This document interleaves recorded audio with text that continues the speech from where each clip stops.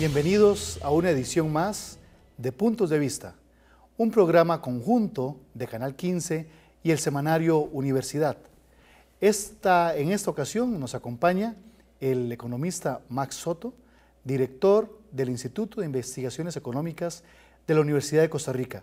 Y vamos a tratar en esta ocasión el tema de portada de esta edición del semanario Universidad, en el que tratamos y planteamos cómo el freno a los capitales golondrina que están ingresando al país desde hace algún tiempo es otro parche al déficit fiscal. Y vamos a conversar con don Max acerca de las características, las implicaciones de esos capitales y de las medidas que ha estado tomando el gobierno para frenar ese ingreso. También en esta edición los invitamos a leer una información acerca de la investigación que realiza la Caja Costarricense de Seguro Social acerca de la alta incidencia de males renales que aquejan a trabajadores en Guanacaste, donde hay un pico muy elevado que prácticamente se triplica el promedio de casos en esa zona con respecto al resto del país en ese tipo de enfermedades. Y también los invitamos a leer la información acerca de cómo la siembra de maíz transgénico en Costa Rica de manera experimental es un negocio que pareciera no va a traer ningún tipo de beneficio concreto para el país. Entramos en materia con don Max Soto, que le agradecemos muchísimo su presencia en nuestro programa, para que conversemos y que nos ilustre acerca de cuáles son las características y qué es esto de los capitales golondrinas y el impacto que están teniendo en el país. Entonces, en primer lugar, quisiera que nos explicara, don Max, qué son los capitales golondrina y por qué se han convertido en un problema. Muy bien, muchísimas gracias, Mauricio, por la invitación a este programa Puntos de Vista. Creo que el tema es relevante, ¿verdad? Precisamente en estos momentos donde se ha hablado, ¿verdad?, mucho sobre los capitales golondrinas, sobre qué son, sobre qué consecuencias tienen y cómo controlarlos. ¿Qué son? Bueno, los capitales golondrina, así denominados, son simplemente movimientos de capital que se dan entre países aprovechando fundamentalmente diferenciales en rendimiento. Es decir, que si la tasa de interés en un país es más alta que en otro, pues eso podría, bajo ciertas circunstancias, incentivar a los inversionistas de ese país de intereses más bajos a trasladar capitales al de rentabilidad más alta. ¿Por qué se convirtieron en un problema? Bueno, digamos, ahí es importante, digamos, no satanizar el término, ¿verdad? Así que son flujos de capital que se dan dentro de la lógica de buscar una mayor rentabilidad. Y, digamos, la integración financiera internacional pues es buena, ¿verdad? Ahí lo que es, digamos, malo, ¿verdad?, lo que puede tener consecuencias serias en una economía es el exceso que se dé en periodos cortos de estos influjos de capital, ¿verdad? Bueno, y esto se dio precisamente a partir del mes de septiembre, ¿verdad? Septiembre, octubre, noviembre, diciembre y enero, ¿verdad?, principios de enero, hacia nuestro país. ¿Por qué? Bueno, precisamente porque se dieron un conjunto de circunstancias. Primero, que la tasa de interés aumentó. Pasamos digamos, de una tasa básica de 7, 8% en el 2011 a un 11%, ¿verdad?, en el 2012. Pero eso no es suficiente, ¿verdad?, porque si la persona tiene que traer sus capitales y exponerse a un riesgo cambiario elevado, pues una cosa anularía la otra. Pero si tiene el sistema de bandas que lo está protegiendo, exactamente, se le hace y el sistema seguro. de bandas en sí no es que lo proteja, sino la situación de que durante muchos meses el tipo de cambio se ha ubicado en la banda inferior, ¿verdad? Y precisamente el influjo de capitales garantiza de que se mantenga bajo o incluso, digamos, que pudiera haber una modificación en la banda. De manera que esas dos circunstancias, más una calificación de riesgo país relativamente buena internacional, crean las condiciones ideales para que se dé ese traslado de capitales de corto plazo. Eso es, digamos, lo que se entiende por capitales golondrina, aquellos que no vienen buscando hacer una inversión real en el país, sino que es simplemente especulación. Pues es especulación, digamos, más bien no es especular, porque especular sería, digamos, invertir esperando que van a cambiar las condiciones favorablemente, sino que ya las condiciones se dan como para un arbitraje, ¿verdad? O sea, para una utilidad prácticamente sin riesgo, ¿verdad? Claro. Es decir, es todavía más seguro que el esquema donde alguien intenta hacer una inversión con algún margen de riesgo para ver si tiene alguna ganancia más adelante. En este caso ni siquiera eso, es decir, ya saben que van a la segura por las condiciones que hay en el país, y eso provoca ese ingreso masivo. Efectivamente, así es, y así de simple, ¿verdad? Ahora, así como se crean esas condiciones para el ingreso de capitales, que otra condición adicional es que haya liquidez internacional abundante, ¿verdad? En este caso, todas las condiciones se daban, ¿verdad? Bueno, entonces, ¿cómo se puede reducir o controlar a niveles razonables el flujo de capitales de corto plazo, golondrina? Bueno, volviendo las condiciones a su nivel previo al influjo, ¿verdad? Que sería reducir ese premio por invertir en colones, ¿verdad? ¿Cuál era ese premio? Bueno, llegó a ser hasta de 6 puntos porcentuales por encima de la inversión fuera de Costa Rica, ¿verdad? Y que para muchos era mejor traer esos dólares acá, incluso cambiarlos a colones. Claro. O invertir en distintos títulos, instrumentos en colones para obtener esa ganancia tan importante. Efectivamente, así es. Sí. Ahora, eso ha traído una serie de consecuencias importantes para sectores. Al venir tantísimos dólares, por simple ley de oferta y demanda, ha habido una reducción importante en los últimos años en el tipo de cambio, y hay sectores que están clamando por medidas para evitar tener problemas, los exportadores y el sector turismo. Pero ¿qué tan serio puede ser para estos sectores esta llegada de estos capitales, esta llegada masiva de dólares al país? Sí, esa es una pregunta importante, porque la pregunta es ¿por qué son inconvenientes, ¿verdad? ¿O qué consecuencias, ¿verdad?, pueden tener estos capitales para el país? Y las consecuencias se ubican fundamentalmente en dos campos, ¿verdad? Uno es la parte, digamos, macroeconómica, la estabilidad, lo que llaman la estabilidad macroeconómica, que ahora vamos a hablar un poquito más, y la estabilidad del sistema financiero, ¿verdad? Esos son, digamos, un poco los dos digamos, lugares de la economía donde se recogen esos efectos. El primero, macroeconómico, es que al haber un influjo muy grande de capitales externos, presiona el tipo de cambio, como usted lo señaló. Eso afecta, digamos, la competitividad del sector exportador, estimula más bien las importaciones, entonces puede tener una consecuencia en un desequilibrio en la balanza de pagos. También distorsiona los precios relativos, ¿verdad? O sea, por ejemplo, la inversión en colones versus dólares, ¿verdad? O el pedir préstamos en dólares versus en colones, ¿verdad? O sea, que al haber tanto dólar y haber un diferencial de tasas de interés en que los colones son más caros, pues la gente entonces trata de pedir prestado en dólares, que es lo que ha ocurrido. Y entonces eso, como la gente deposita en colones que reciben una tasa más alta, pero piden dólares, genera una brecha en los bancos, un descalce que se llama, ¿verdad?, en el que están recibiendo colones, pero prestan en dólares, hay un riesgo cambiario, ¿verdad?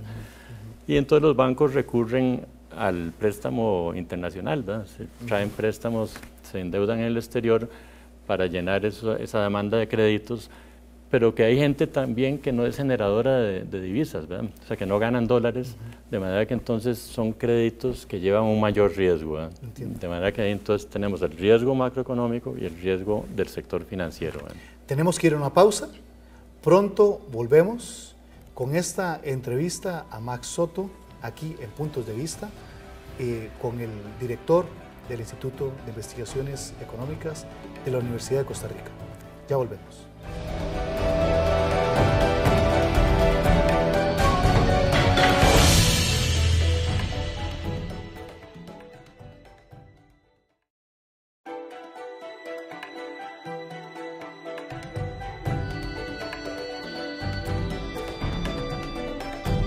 Estamos de regreso en Puntos de Vista. En esta ocasión retomamos la entrevista con Max Soto, director del Instituto de Investigaciones Económicas de la Universidad de Costa Rica. Don Max, estamos conversando acerca de los capitanes de golondrina y el impacto que tienen en el país y las medidas que está tomando el gobierno para frenar esta llegada de esos capitales. Pero al final, ¿quiénes son los inversionistas? ¿Quiénes son esas personas que están enviando esta cantidad de divisas al país para obtener ventajas, para obtener una ganancia por esa inversión? ¿Quiénes son? ¿Quiénes son los que están detrás y los que obtienen esas importantes ganancias? Bueno, esos son inversionistas de los mismos que pueden estar interesados en adquirir la deuda del gobierno, ¿verdad? Por ejemplo, los eurobonos que se acaban de emitir, que tuvieron una acogida muy favorable, ¿verdad? Se colocaron al 4.25, que es una tasa muy buena. La prima de riesgo que paga Costa Rica es relativamente baja por la calificación de riesgo que tiene. Entonces, todos estos inversionistas que tienen portafolios internacionales, sobre todo motivados por las bajas tasas de interés en los países más desarrollados, Estados Unidos, Europa, Japón, buscan, como cualquier otro inversionista o cualquier ahorrante, el mejor rendimiento, ¿verdad? Y entonces, por medio, digamos, de los gestores de cartera, ¿verdad?, que son quienes manejan las inversiones para inversionistas más pequeños, les dan la opción de dónde pueden haber oportunidades interesantes. Y en este caso, Costa Rica, que está también con una buena calificación de riesgo internacional, que acaba de hacer una colocación exitosa, pues sin duda que puede ser una opción para todas esas personas que no son personas normales, ¿verdad? Si no es que sean villanos, ¿verdad? Pero que lo hacen mediante un corredor de bolsa, mediante fondos de inversión. Sí, lo hacen mediante vehículos que se diseñan para ese fin, ¿verdad? Que pueden ser generalmente a través de una institución financiera regulada, ¿verdad? Entonces esa pues crea un fondo en Estados Unidos, por ejemplo, ahí llegan los inversionistas, este fondo es el que trae los dólares, los convierte a colones y les lleva el registro individual a cada una de las cuentas. ¿Cómo hace el país para saber que ahí no viene dinero sucio dentro de estos grandes flujos de información? Y le hago la pregunta por un asunto muy práctico. Si uno va a un banco, como persona común y corriente, intenta hacer un depósito de cualquier cosa, de $1,000, $2,000, uno tiene que entregar hasta la fe de bautismo para garantizar que uno es una persona correcta y que esos fondos son limpios.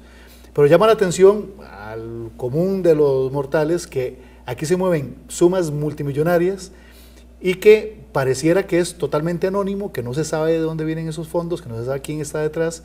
¿Existe algún tipo de control o el riesgo parece tan alto como me lo imagino yo en este momento? Bueno, yo diría, Mauricio, que son dos problemas distintos y dos, digamos, clientelas, por llamarlos de alguna manera, también diferentes. Digamos, estos son inversionistas que buscan un diferencial de interés atractivo, y entonces donde se dé, ahí canalizan los recursos midiendo el riesgo que haya, por ejemplo, cambiario, ¿verdad? O de controles de capital, ¿verdad? Mientras que los del narcotráfico, ¿verdad? El lavado de dinero, lo que buscan no es un diferencial de interés, ¿verdad? Sino cómo poder blanquear el dinero, de manera que ellos buscan otras condiciones en el país independientemente de la tasa de interés, de manera que es muy poco probable, ¿verdad? Que dándose estos flujos, digamos, en un periodo corto, en el que precisamente había condiciones para hacer esas transferencias por inversionistas, respondan al lavado. Le quería preguntar, hay economistas en el país que en los últimos días, analizando lo que ha estado ocurriendo con este tema, dicen que es un problema de éxito, que es un problema derivado, bueno, también de lo que hemos venido hablando, de las buenas condiciones de la economía nacional, y que esos capitales pues reconocen esa buena situación económica del país y por eso este dinero llega. Pero a uno también le llama la atención que eso se hacen esos comentarios de la buena situación económica del país a la par de cifras en donde es evidente cómo la pobreza en Costa Rica no está estancada en los últimos años, más de la última década, y además la desigualdad creciente, cómo la élite económica del país está concentrando una mayor cantidad de riqueza y cómo la gran mayoría de la población incluso está reduciendo los ingresos.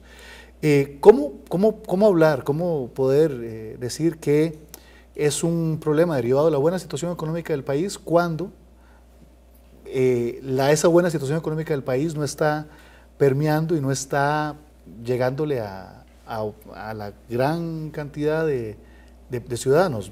No sé si me explico. Sí, me parece que es válida la pregunta y la inquietud. Yo pensaría que no es un factor de éxito, es decir, que esto no es algo por lo cual debemos regocijarnos de que nos estén buscando para atraer esos capitales, porque si fuera inversión extranjera directa, yo diría sí, claro, eso es un factor de éxito, son inversionistas que quieren traer sus capitales para invertirlos en el país, fundar alguna actividad productiva, generar empleo, riqueza, etcétera.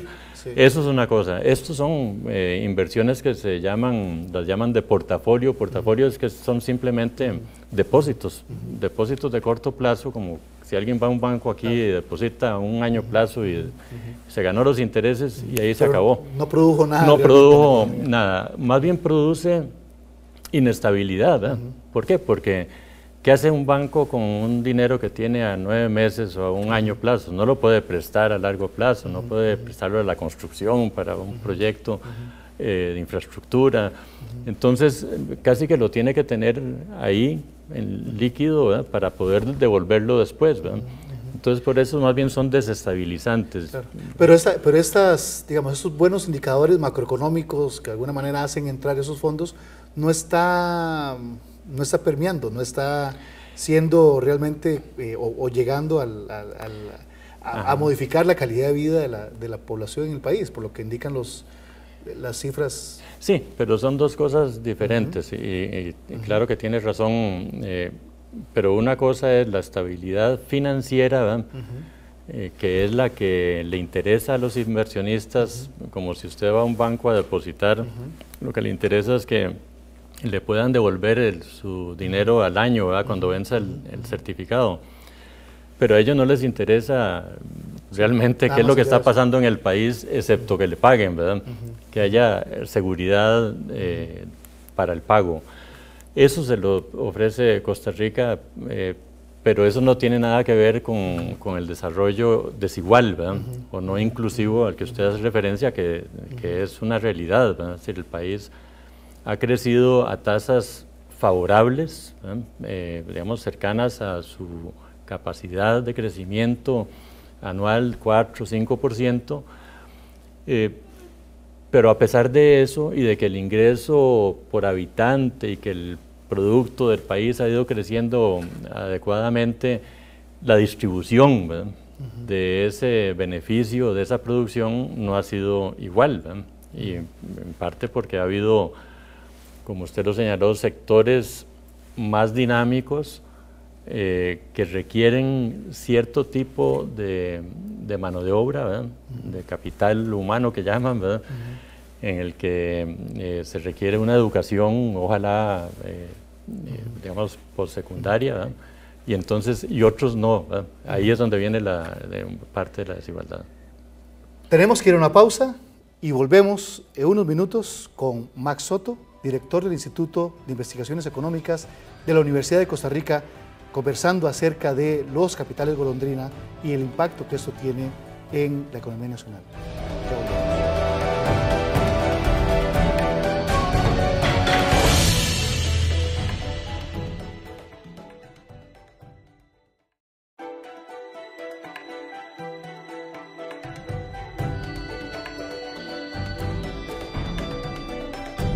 Estamos en Puntos de Vista, conversando con Max Soto, director del Instituto de Investigaciones Económicas de la Universidad de Costa Rica, acerca de los capitales golondrina y las medidas que se están tomando para controlar este influjo de dinero al país. Don Max, las medidas que ha tomado hasta ahora el gobierno y las que está planeando tomar, ¿en qué medidas solucionan realmente el problema? Bueno, muy buena pregunta.